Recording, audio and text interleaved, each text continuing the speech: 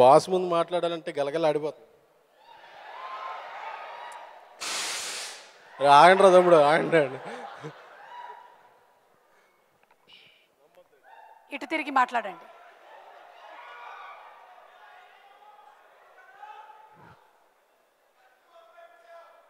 ఏమవుతోంది? Boss అక్కడుంటే ఇలాగా మాట్లాడదాం, పక్కనుంటే మాట్లాడటం మాట్లాడేస్తా. అంటే బాస్ సినిమాలో ఉన్నప్పుడు కొంత గ్యాప్ ఇచ్చారు. అప్పుడు నాకు వేరే కారణాల వల్ల బ్రేక్ ఇచ్చినప్పుడు అనిపించింది, ఫేస్బుక్కి తెలియదు మెగాస్టార్ ఫేస్ వాల్యూ, ట్వీట్స్కి తెలియదు ఆయన సక్సెస్ రూట్స్, టన్నుల్లో ఉన్న ఆయన క్రేజ్ను కొలవడానికి ఇన్స్టాలోని గ్రాములు చాలవు, సోషల్ మీడియాకి అందని సైంటిఫిక్ మిరాకిల్ కదా మెగాస్టార్ చిరంజీవి గారు అంటే. అరే సోషల్ మీడియా ఉన్నప్పుడు ఆయన పీక్లో ఉంటే భలే ఉండదు అనిపించింది. బట్ మళ్ళీ బాస్ కంబ్యాక్ ఇచ్చి షేక్ ఆడిచ్చేస్తున్నారు. బాస్ ఆ జనరేషన్కే కాదు, ఈ జనరేషన్కే కాదు, ఏ జనరేషన్కైనా నాకు తెలిసి తెలుగు సినిమా కాదు, ఇండియాలో వన్ ఆఫ్ ద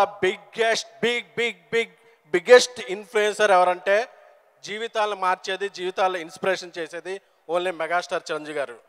ఆయన ఇన్స్పిరేషన్తో యాక్టర్లు వచ్చారు, డాక్టర్లు వచ్చారు, ట్రాక్టర్లు తోలుకునే ఫార్మర్కి కూడా ఆయన ఒక ఇన్స్పిరేషన్.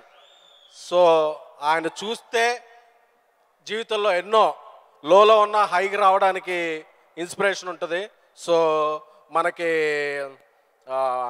వారసత్వమే పౌరసత్వంగా ఉన్న ఈ దేశంలో టాలెంట్ ఉన్నవాళ్ళు ఎవడైనా సరే పైకి రావాలంటే ఒక్క ఫోటో గుండెల్లో పెట్టుకుంటే బాస్ ఫోటో అది వచ్చేస్తుంది.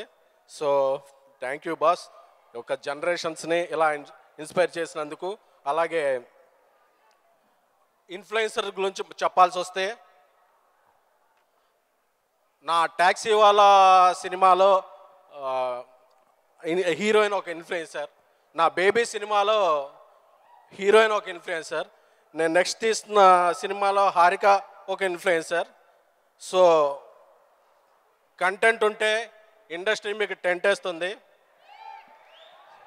సో మీ దగ్గర టాలెంట్ ఉంటే మన రికమెండేషన్ లేదా ఎలా ఇదా అనుకోక్కర్లేదు. మీరు ఒక సెలబ్రిటీని ఎవరు ట్యాగ్ చేసినా మీరు చేసే కంటెంటే మాట్లాడుద్ది.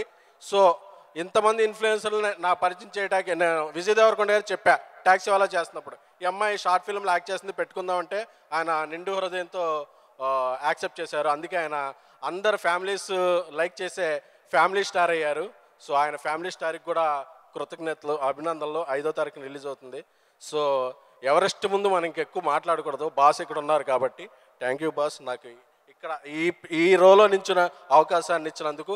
అలాగే ఎక్కడెక్కడో ఉన్న టాలెంట్ని అందరినీ కూడా ఒక గొడుగు కిందకి తెచ్చిన తెలుగు డిజిటల్ మీడియా అసోసియేషన్కి. ఎందుకంటే వీళ్ళందరూ కూడా మేము హైదరాబాద్లో ఉన్న వాళ్ళనే ఇన్ఫ్లుయెన్సర్ రీచ్ అవ్వగలుగుతాం, కానీ ఎక్కడెక్కడో ఊర్లో ఉన్న వాళ్ళని ఎప్పుడూ మేము రీచ్ అవ్వలేం. బట్ ఇలాంటి సంస్థ ఒకటి వచ్చి అందరినీ రీచ్ అయ్యే ఒకటి తేవడం అనేది ఒక ఇండస్ట్రీకి ఒక శుభపరిమాణం. ఎందుకంటే ఇప్పుడు సోషల్ మీడియా నుంచి ఎంతోమంది స్టార్స్ రాబోతున్నారు, యాక్టర్స్ రాబోతున్నారు, క్రియేటర్స్ రాబోతున్నారు. అలాగే దీనికి కొన్ని మంచి చెడు ఉన్నట్టు దీనికి కూడా చెప్తుంటాను. మనం వైరల్ అవ్వాలంటే ఏదేదో థంబ్నైల్స్ పెట్టద్దు, డిజిటల్ విప్లవానికి ఒక తంబులా ఉండండే తప్ప థంబ్నైల్స్ దగ్గర ఆగిపోవద్దు. So I wish all the generation of this social media. నాకు తెలియదు ఇందులో నా నెక్స్ట్ సినిమాలో ఎవరు నన్ను రీచ్ అవుతారో మేము ఉంటారో. సో ఇండస్ట్రీలో మీకు అందరికీ ఒక మంచి బాట రావాలని స్వయం కృషితో పైకెదిన మెగాస్టార్ చిరంజీవి గారిని, విజయ్ దేవరకొండ గారిని, ఇలా స్టార్స్ని ఇన్స్పిరేషన్గా తీసుకుంటూ మీరు కూడా ఒక స్టార్ అవ్వాలని ఈ అసోసియేషన్కి నా బెస్ట్ విషెస్ తెలుసుకుంటూ థ్యాంక్ యూ సో మచ్.